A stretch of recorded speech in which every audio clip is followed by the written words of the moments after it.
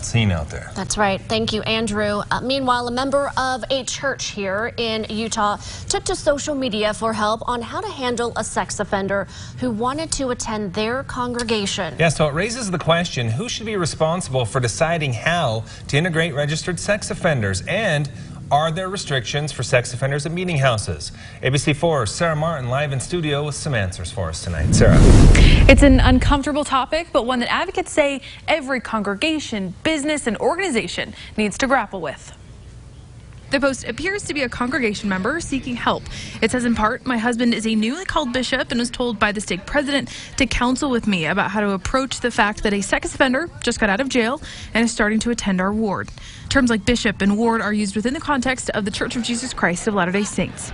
She goes on to ask if congregation members have a right to know if there's a sex offender attending with them. Through the sex offender database, anyone in the United States has the right to know if there are sex offenders living near them.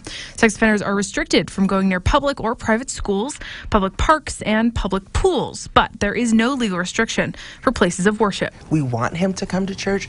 I think all of us need to have faith and hope, and that's what church gives us. But I think we also have to be very careful of that gray area. And I don't think that there's a policy that fits for every single person. Susie runs Pacific Island Knowledge to Action Resources, a group that has worked with bishops and other church groups to provide sexual assault and restorative justice training. There are resources out there. No religious leader, no organization should think that they aren't going to have this problem.